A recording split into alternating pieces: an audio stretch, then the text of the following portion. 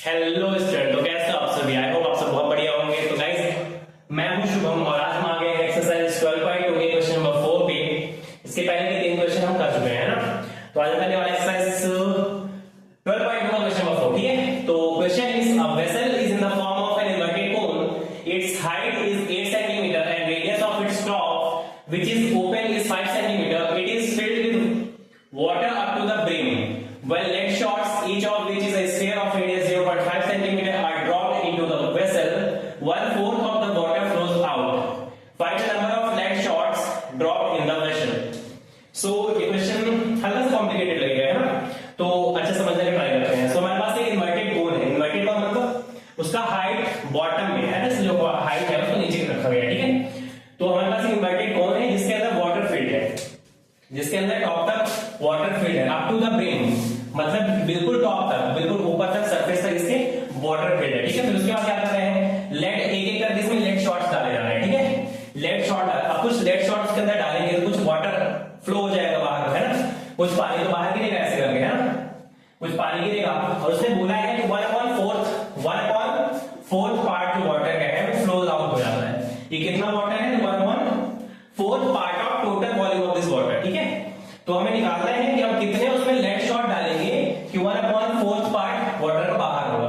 देखिए, अब समझिएगा, अगर एक लेड शॉट है, ठीक है, एक लेड शॉट है, अगर मैं इसको इसके अंदर डालता हूं तो कुछ ना कुछ पानी तो बाहर जाएगा, ऑब्वियस सी बात है ना।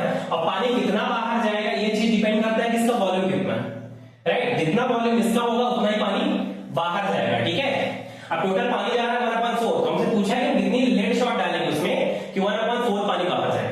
ठीक है, समझ में आ गया? तो चलिए सॉल्यूशन करते हैं इसका।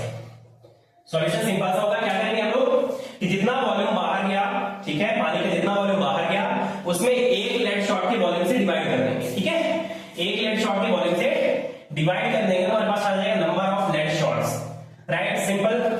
तो कैसे आएगा? तो number of lead shots is equal to, क्या करेंगे, volume of water flows out. ठीक है, तो क्या होगा ऊपर, volume of water flows out. ठीक है, जितना पानी बाहर गया, और इसमें डिवाइड किस चीज का कर रहे होंगे, तो वॉल्यूम ऑफ वन, क्या, स्फीयर है ना, स्फेरिकल पार्ट जो है क्या, लेड शॉट्स। ठीक है, वॉल्यूम ऑफ 1 लेड शॉट, इस पे आप डालोगे क्या, volume of 1 lead shots, right? Simple है ना। अब क्या निकालते हैं, वॉल्यूम ऑफ वाटर निकाल लेते हैं पहले जितना बाहर गया, और वॉल्यूम ऑफ 1 लेड शॉट निकाल देते हैं, फिर दोनों को डिवाइड कर देंगे तो हमारे पास आ जाएगा number of lead shot. Simple.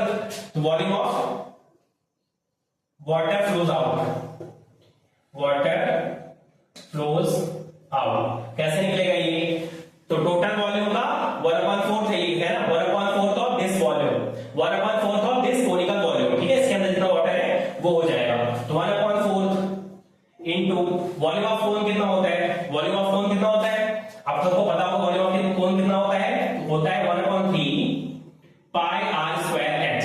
Simple. अब पाई कांस्टेंट, यहाँ पे r कितना दे रखा है, r आपको दे रखा है यहाँ पे 5 सेंटीमीटर। ठीक है, रेडियस ऑफ इट्स टॉप, इसका टॉप का रेडियस कितना है, 5 सेंटीमीटर। ठीक है, रेडियस है 5 सेंटीमीटर और हाइट दे रखी है, it's height is 8 centimetre. This is the height, right? इसकी डेप्थ जो है, इसकी हाइट भी है ना, दिस इज 8 सेंटीमीटर। कुछ नहीं करना, सिंपल वैल्यू कर देना है। यहां पे करते हैं 1/4 into 1/3 into 22/7 into r square होगा 5 इंटू 5, है ना, ये हो जाएगा 5 into 5 into h is 8 centimetre, right? Simple. अभी सॉल्व करते हैं इसको, तो क्या आ जाएगा, 4 2 सा 8 आ गया, अपॉन में आएगा 7 3 सा 21, और कुछ नहीं कट रहा ना, अपॉन में आएगा 7 3 सा 21, और ऊपर अगर आप सॉल्व करोगे तो 44 इंटू 25, 44 इंटू 25 आएगा 1100, 44 इंटू 25 इज 1100। ठीक है, ये आएगा 1124 सेंटीमीटर क्यूब। ये आया कितना पानी बाहर स्प्लैश हो गया, कितना फ्लो हो गया। ठीक है, अब क्या निकालते हैं, वॉल्यूम ऑफ 1 लेड शॉट, तो volume of 1 lead shot is equal to volume of 1 lead shot, lead shot किस शेप का है, स्फीयर का शेप का है। ठीक है, तो वॉल्यूम ऑफ 1 स्फीयर निकाल देंगे, तो 1 स्फीयर का क्या होता है फॉर्मूला, 4/3 पाई r क्यूब ठीक है 4/3 इंटू पाई इज 22/7। अब आर कितना है, लेड शॉट का आर कितना है, मतलब रेडियस कितना है, which is the shape of sphere of radius 0.5 centimetre. Radius is 0.5 centimetre. 0.5 centimetre क्या लिख सकते हैं, 5/10 लिख सकते हैं। आर क्यूब है तो 3 बार लिखेंगे, राइट। 5/10 इंटू 5/10 अपॉन में ये हो गया 5/10, ठीक है। अब जो कट रहा है काट दो आप, ठीक है। तो ये 4 2 to the 4 2 5 से 10 5 से 5 सिंपल। अब ये 2 2 5 जो और ये भी है ना। और क्या कट रहा है, तो और क्या चीज कट रहा है, ये कट रहा है, ये 2 5 से 10 और ये 11 बार कट रहा, ठीक। ये 5 से 5 कट है सिंपल। ऊपर बचा 11 और नीचे बचा 7 3 21 सेंटीमीटर क्यूब। अब कुछ नहीं करना, सिंपल इस पे इस चीज को डिवाइड कर देना है, ठीक है। तो आ जाएगा हमारा फाइनल आंसर। तो हम कुछ ऐसा लिखेंगे, हाँ।